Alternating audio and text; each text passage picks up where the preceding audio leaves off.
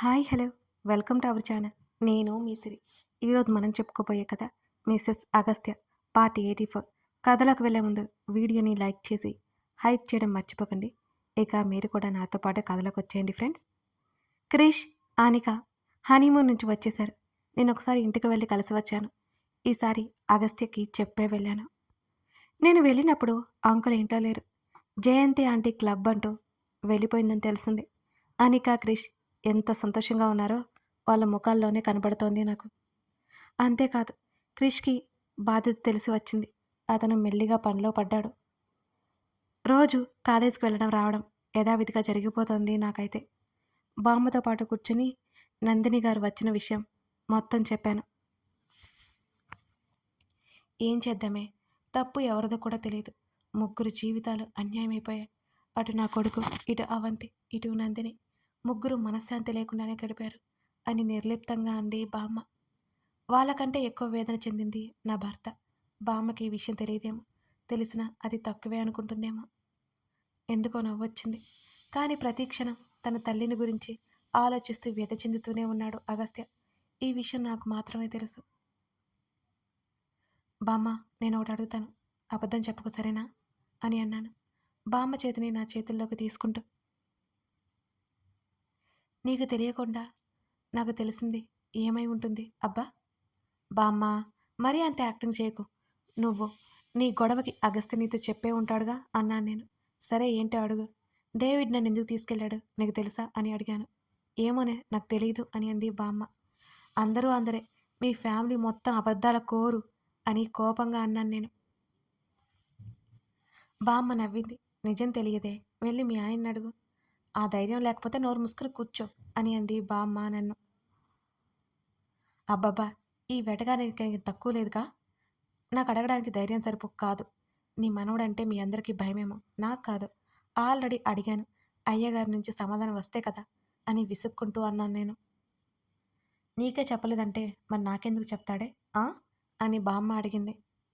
మా ఆయన వచ్చే టైం అయింది బామ్మ, నేను పోతున్నాలే, నిన్ను అడిగిన దండగానే అర్థమవుతుంది అని బ్యాగ్ తీసుకొని అక్కడి నుండి లేచి వచ్చాను. విన్నీకి ఫోన్ చేసి చాలా రోజులైపోయింది. ఏమైపోయింది?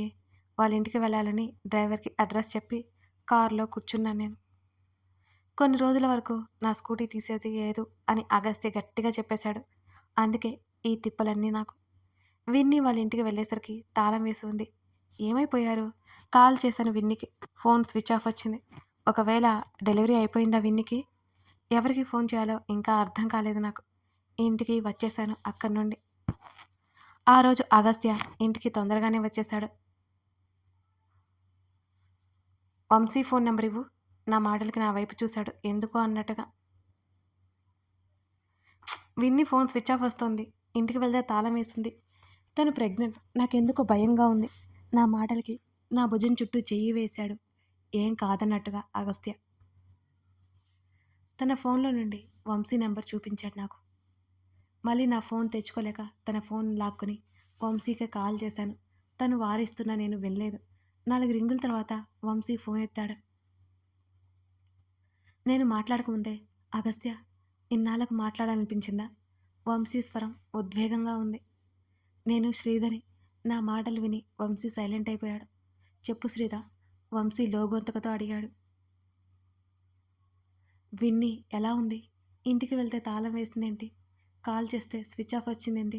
బాగానే ఉంది కదా తను అని ఆదుర్దాగా అడిగాను.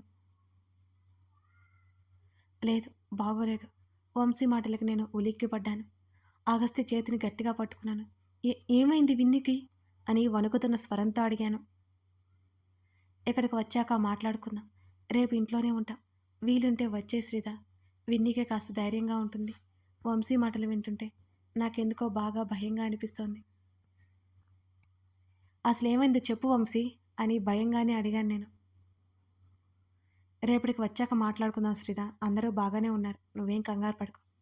వంశీ నాకు చెప్పట్లేదు అసలు విషయం. కాల్ కట్ చేసి అగస్త్యతో విషయం చెప్పి తొందర పెట్టేశాను నేను. అప్పటికప్పుడు వంశీ వాళ్ళ ఇంటికి బయలుదేరాం. నాకు ఎంత కంగారుగా అనిపిస్తోందో చెప్పలేను. వంశీ మాటల్లో నిర్లిప్తత నేను గ్రహించాను. అగస్త్య కార్ దగ్గరే ఉండిపోయాడు. లోపలికి రావా అని అడిగాను. నువ్వు వెళ్ళు, నేను ఇక్కడ వెయిట్ చేస్తుంటాను. తన మాటలకి ఇంకెక్కువ సంభాషణ పొడిగించలేదు నేను. లోపలికి రమ్మని ఇక అడగలేదు. ఇంట్లోకి పరిగెత్తినట్టు నడిచాను. కాలింగ్ బెల్ కొట్టగానే వంశీ తలుపు తెరిచాడు. లోపలికి నడిచి విన్నీ కోసం కళ్ళతోనే వెతికాను నేను. వంశీ నా వైపు ఆశ్చర్యంగా చూశాడు. నేను అప్పటికప్పుడు వస్తానని అతను అనుకోలేదనుకుంటా. పైన గదిలో ఉంది.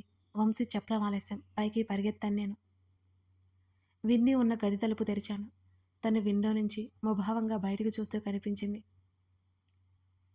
ఆదుర్దాగా తన దగ్గరికి పరిగెత్తాను. విన్నీ నా మాట వినిపించగానే ఉలిక్కిపడ్డట్టు తల తిప్పి చూసింది. ఆ కళ్ళు జీవం లేనట్టుగా ఉన్నాయి. విన్నీ పొట్టవైపు చూడగానే నేను ఒక్కసారిగా ఉలిక్కిపడ్డాను.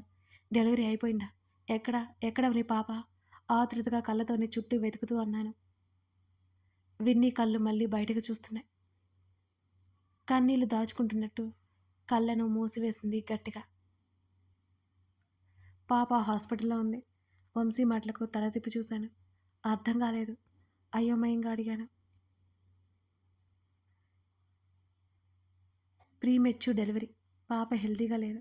1 మంత్ నుంచి హాస్పిటల్లోనే ఉంది, ఇంక్యుబేటర్లో. వంశీ మాటలకు హతాశురాలైపోయాను నేను. ఇంకా ఎన్ని రోజులు అక్కడ ఉండాలి? ఇప్పుడు ఎలా ఉంది? ఒక్కసారిగా నా గుండె మీద ఏదో పడినంత భారం కలిగింది. తెలియదు, ఇంకొన్నాళ్ళు ఎదురు చూడాలి అంటూ దీనంగా విన్నీ వైపు చూశాడు వంశీ. ఎన్ని రోజులైపోయింది? అప్పటి వరకు కళ్ళ నుంచి జారిన కన్నీటిని తుడుచుకున్నాను నేను. 2 నెలలవుతోంది. వంశీ మాటలకు నిర్ఘాంతపోయాను. విన్నీ ఏడుపు ఒక్కసారిగా వినిపించడంతో అందరం ఉలిక్కిపాటుగా ఆమెను చేరుకున్న వంశీ గబుక్కున ఆమెను పొదివి పట్టుకున్నాడు. విన్నీ ఏడుపు హృదయ విదారకంగా అనిపించింది నాకు. ఆమెను అలా చూసి నా కన్నీళ్ళు ఆగలేదు. వంశీ చేతుల్లోనే మత్తుగా నిద్రలోకి జారిపోయింది విన్నీ. ఆమెను చేతుల్లోకి తీసుకుని బెడ్ మీద పడుకోబెట్టి మెల్లిగా ఆమె తల నిమిరి దిండు అడ్జస్ట్ చేసి వచ్చాడు వంశీ. విన్నీకి ఏమైంది? నేను కంగారుగా అడుగుతుంటే నీరసం తాలూకా స్పృహ తప్పింది. అసలు తినట్లేదు. బ్రతిమాలతో కొంచెం తిట్టుంది.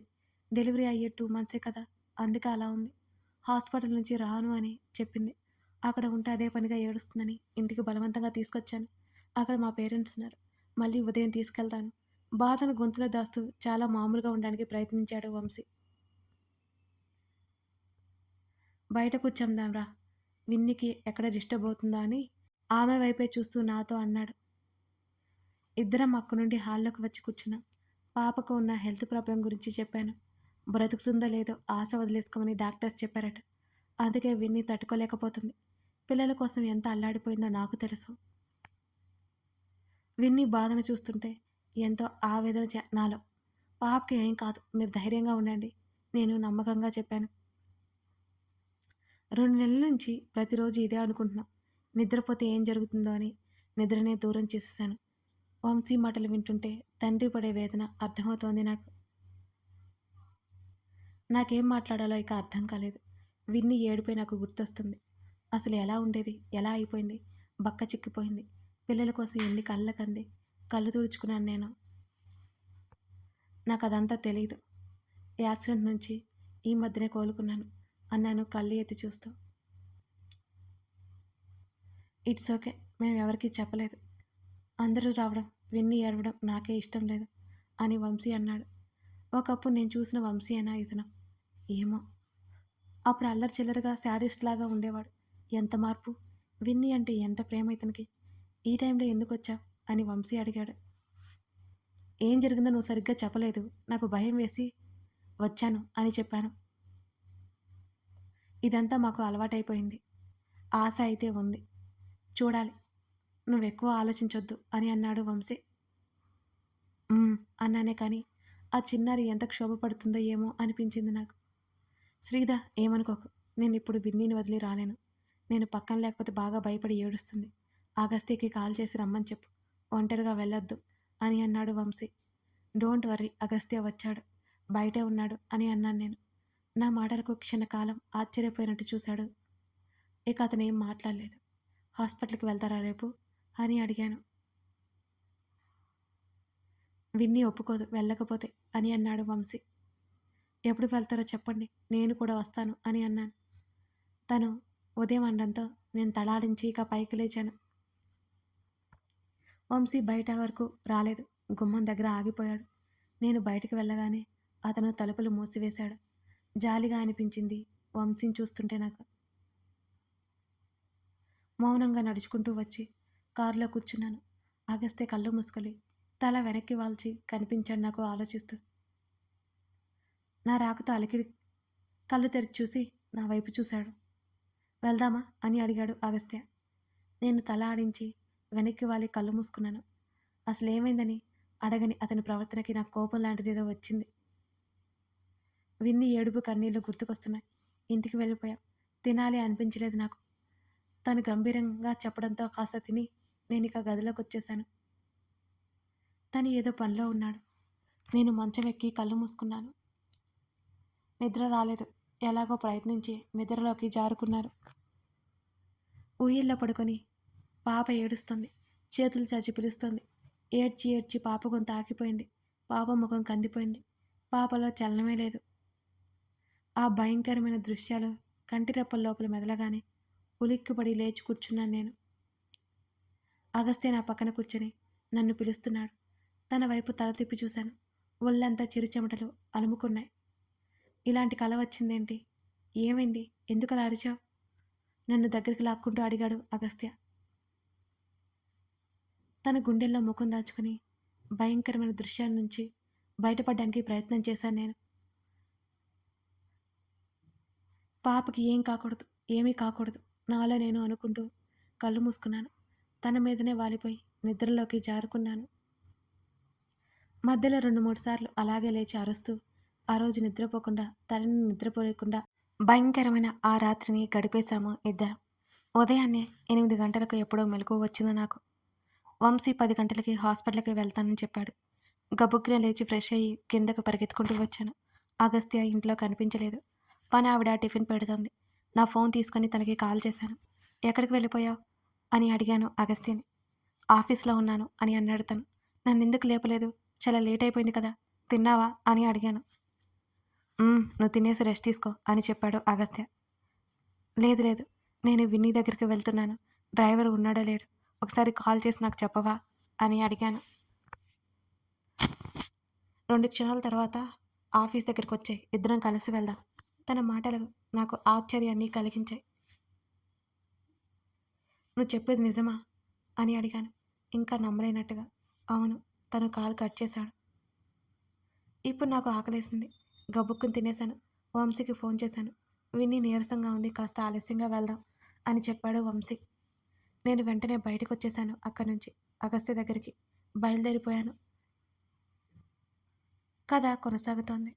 కథ నచ్చితే లైక్ చేసి నేను రెగ్యులర్గా కథలు రావడానికి చాలా శ్రమ పడుతున్నాను.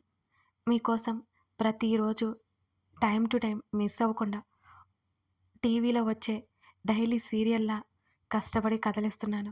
కానీ మీరు ఒక చిన్న లైక్ చేయలేరా? ఒక్కరోజైనా 2K లైక్స్ చూద్దామని అనుకుంటున్నాను. 30,000 మంది పైగా సబ్స్క్రైబర్లు ఉన్నారు. ఒక లైక్ చేయలేరా? ఆ లైక్ కోసం మీరు కేటాయించే సమయం జస్ట్ 1 సెకండ్. మీరు లైక్ చేసుకుని సబ్స్క్రైబ్ చేసుకుని సపోర్ట్ చేస్తే నేను ఇంకా మంచి వీడియోస్ ఇవ్వగలను కదా. మీరు సపోర్ట్ చేయకపోతే నాకైనా ఇంట్రెస్ట్ రాదు కదా. లైక్ చేయడం మర్చిపోకండి. చేస్తారని భావిస్తున్నాను. Thank you.